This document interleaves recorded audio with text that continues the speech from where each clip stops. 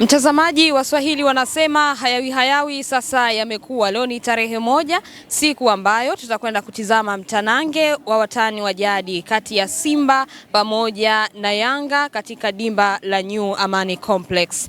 Na kikubwa nachotaka kupitisha katika siku hii leo, dabi ni miongoni mwa michezo ambayo unasubiriwaga kwa hamu, lakini pia imebeba hisia za watu wengi. Mchezo huu wa dabi aidha umwache mmoja na mafuraha ama na majonzi kwa upande mwingine, lakini pia siku zote matokeo ni matatu, aidha ufungwe ama ushinde ama uweze kutoka sare. Lakini siku hii leo nataka kupitisha katika mambo kadhaa ambayo yaliwahi kutokea huko nyuma katika michezo hii ya dabi kati ya Simba pamoja na Yanga. Tukianzia na ile rekodi ambayo mpaka sasa hivi tunavyozungumza ni takribani miaka 40 iliyoweza kupita.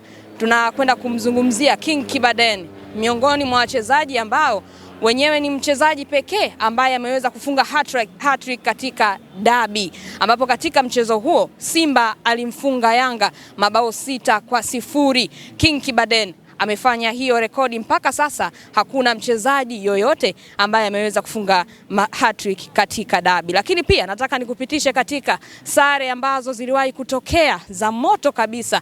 Tukianza na ile sare ambayo tunakumbuka vizuri kabisa 2023, Simba alifungwa mabao 3-0 katika kipindi cha kwanza na Yanga, lakini alivyorudi katika kipindi cha pili, Simba alianza kupangua bao moja baada la lingine mpaka mpira unakwisha, Simba wakawa wametoka 3-3. Lakini pia tukiachana na hiyo, ipo sare nyingine ambayo ilishawahi kwenda huko kutokea, iliweza kupigwa sare ya mabao 4-4. Hiyo ndo sare ambayo iliisha watu wakiwa na misisimko haswa, kwa maana hakukuwa na mbabe bali wote waliweza kutunishana misuri. Na leo pia ni siku nyingine, kama ambavyo nazidi kukumbusha mtazamaji kwamba Simba ameshafungwa mara 6 mfululizo, na siku hii leo tunakwenda kutizama mchezo huu, aidha mmoja wapo afungwe ama aende akashinde. Lakini pia kama ambavyo nimezungumza hapa, kuna sare inaweza kwenda kutokea.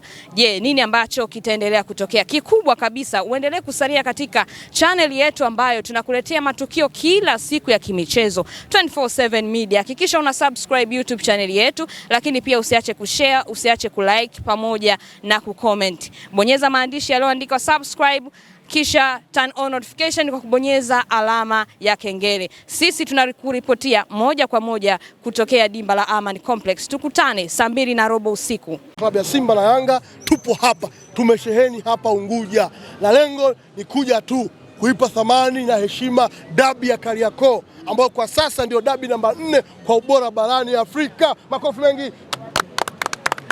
Dabi ya Kariakoo inachezwa kwenye ligi ya NBC Premier League, miongoni mwa ligi bora barani Afrika. Kwa sasa ligi namba 5 barani Afrika. Tuwapongeze Rais Karia, makofi mengi kwa Karia pamoja na bodi ya ligi kwa kutuheshimisha kwa kuwa na ligi bora kama hii ligi ya NBC Premier League, na zao la dabi ya Kariakoo lipo kwenye NBC Premier League. Kwa sisi mashabiki wa Simba na Yanga wana influence kubwa michezoni hapa Tanzania. Tunayo furaha na bashasha ya kuwa sehemu ya hii dabi ya Kariakoo. Ndio maana tuko hapa kuzipa nguvu timu zetu, kila mmoja na timu yake hapa, ili kila mmoja aone aliyejiandaa vyema aweze kuondoka na matokeo uwanjani. Lakini tupe nafasi hii kumshukuru Rais wa mpira nchini Tanzania Wallace Karia kwa kauli yake mamlaka ambayo aliyatoa jana, akasema refari atakayeharibu mchezo wa leo atamfungulia mashtaka mahakamani. Kauli yake hii imekomboa mpira. Makofi mengi kwa Karia. Karia upepewe, Karia pepewe, Karia pepewe, Karia pepewe, Karia pepewe, Karia pepewe, Karia pepewe, hana mpinzani. Huyo ndio rais wa mpira ambaye ameheshimisha mpira huu, na sisi tunajivunia kuwa naye. Kwa hiyo kimsingi leo dabi ya Kariakoo tumejipanga vizuri kuelekea mchezo huu. Dr. Mo, tuanzie hapo kwa kile ambacho jana usiku kilichotokea hapa. Kwa kuna sitofahamu baina ya steward wa Young Africans ambao waliambiwa kuwa waangalie mazingira ya uwanja, wenyewe ndio wenyeji. Tunajua mtu akiwa mwenyeji ni lazima hakikishe kuwa kila kitu kiko sawa, na Simba Sport Club pengine kile ambacho kilichotokea tunaweza kusema ni mindset ya game, au nyie Simba Sport Club ule mchezo mnautaka zaidi, hamtaki masihara? Zile ni mbwembwe tu, na wale sio watu wa Simba. Kwa sababu kimsingi hao wenzetu nyuma mwiko Yanga ndio ambao walikuwa wamiliki wa uwanja, kwa sababu wao ndio wenyeji wa mchezo na wao ndio waliamua kupeleka mechi wapi kuleta mechi hapa New Amani Complex. Maana yake game ya leo wao ndio wamiliki wa mchezo kwa 90%. Mamlaka uwanja, kila kitu, operation na shughuli za uwanja ziko chini ya Yanga Afrika. Sasa unamtuhumu Simba kwa lipi? Alafu inapoelekea dabi vionjo huwa viko vingi, wengine wanapasua mayai sui hapa. Kafara huyu hapa anapasua nazi 3. Wakati tunakuja kwenye boti kidogo akamatu. Nikamwombea msamaha mimi kama mwenyekiti wako. Anapasua nazi 3 kwenye Kilimanjaro 7, Kilimanjaro 8 ya Bares. Huyu ndugu yangu huyu kapasua mayai pale njia panda posta wakati tunaelekea bandarini. Kwa hizo ni mbwembwe tu. Mwisho wa siku quality ya kina Libase Gueye, Anicet Yaula, Anticipator, inverted winger huyu, orthodox player, versatile player, mchezaji ambaye ana uwezo kucheza namba zaidi ya 6 ndani ya uwanja. Kiungo namba 10 anakupa wekleti. Kiungo chakati central midfielder anakupa deliverance. Ukimweka winga kushoto ana deliver, winga kulia ana deliver. Yaani ni mchezaji ambaye ni full package, ni kama unazungumzia Xavi Hernandez miaka yake enzi iko Barcelona baada ya kutoka Catalunya pale La Masia. Huyo ndio Anicet Yaula, game changer wa leo. Ukiwa wachezaji una kote kama hawa, una mtu kaitwa Inos Liomba, mmoja wa shambuliaji hatari, una Kratos Creator Chota Chama, Triple C Catalyst Mwamba Lusaka. Maana yake hauna haja ya kupasua nazi kama ndugu yangu, hauna haja ya kupasua mayai vinza kama huyu. Cha msingi wategemea quality ya wachezaji uwanjani ndio yaamue mchezo wa leo na sio nazi. Afisa habari wenu Ahmed Ali nilimnukuu alisema kuwa mbuzi kafia kwa muuza bucha. Kaka, mbuzi alifia kwa muuza bucha leo hapa. Tunamnya supu. Na baada ya futari tunakuja uwanjani. Baada ya futuru tunakwenda kula daku. Maana ushindi wa leo tunauelekeza kwa Yanga kwa Yanga. Malizia. Ushindi wa leo tunauelekeza kwa mashabiki wote wa Simba wakale daku. Wakale daku. Usiniishe maneno. Dr. Mo wakale daku. Ushindi wa leo. Kwa sababu tutafuta azana hili bwana. Sisi leo mtamfunga Meja. Unaona mdomo ambao anaongea hapa leo.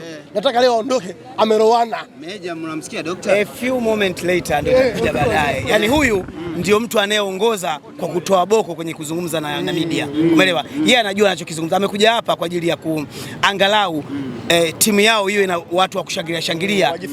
Umeelewa? Lakini kiukweli anajua kinachotokea. Yaani wajitahidi sana leo kuwa second team. Wakae nyuma wakiwa wanasubiria sisi tunashambulia muda wote. Wakisema wapishane yale ya JKT yatakuja kutokea. Pakome ya 50 kwa 50 kuwepo katika mchezo. Sisi tunaizungumzia Yanga, tumzungumzie mchezaji mmoja. Ila ni mchezaji. Tunaizungumzia hapa Yanga.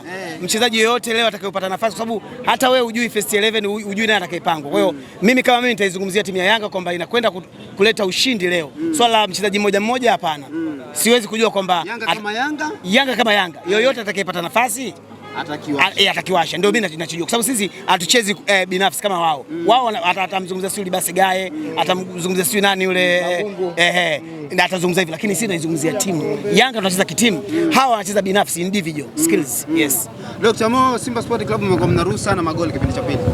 Kama mnakata hivi tanki linakata. Sasa tuko vizuri, ni Simba kipindi hicho. Simba hii ya mwenyekiti Mangungu Mutaza, mwenyekiti mheshimiwa. Kwani kipindi kwa Mangungu hakuwa mwenyekiti. Tulia kwanza. Tulia nini? Tulia. Mwenyekiti wa Mangungu kaanza lini? Ya Mutaza Mangungu. Simba Saida Maziwa. Tuko vizuri. Na muona michezo mitano ya mwisho tumefanya vizuri kuanzia kule CAF Champions League. Mchezo wa mwisho tumeshinda hapa dhidi ya Esperance, dhidi ya Stade Malien. Lakini umeona kwenye ligi kuu tumeshinda, kwenye FA tumeshinda. Mechi yetu ya mwisho tumetoa draw lakini kwa mpira mwingi na nafasi nyingi, maana yake so far so good, tunaelekea vizuri kule ambako tulikuwa tofauti na kule ambako tumetoka. Kwa hiyo niseme tu mechi ya leo itakuwa ni mechi tamu sana kuitazama na itakuwa ni mechi bora ya kufungia msimu wa NBC Premier League today game. Dr. leo game ya leo ndio itaweza kuwa ni game ya kumrudisha Meja nyumbani. Huyu kwanza sikia mechi ya leo kwanza huyu nimefungulia mashtaka mahakama kuu na kesi na Samasi nimeshampa. Umeelewa vizuri? Umetoa Samasi ya nini sasa? Unatika mahakama kuu ya nini? Kwa nini umehama kwenda Yanga wewe? Sasa wewe utakaa sehemu ambayo kuna matunda. Tumekushtaki tumefungulia kesi. Ti wenye matunda ndio wapigwa mawe. Utakaa sehemu wewe. Huyu kuna kesi. Tulia hapa, kuna bote kwa naomba msamaha. Kama ufute kesi ile. Futa kesi kabla sikiliza. Kesi zifuti.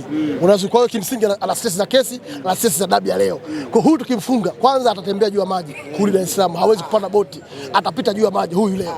Na tukimfunga huyu hataweza kula. Ndio namwambia Meja, futari ya leo kula sana. Kabla ya game kuanza. Maana baada ukisema usubiri baada ya game kuanza ndio ule, maana yake hutoweza kufanya kula huyu bwana. Kwa kimsingi tunashukuru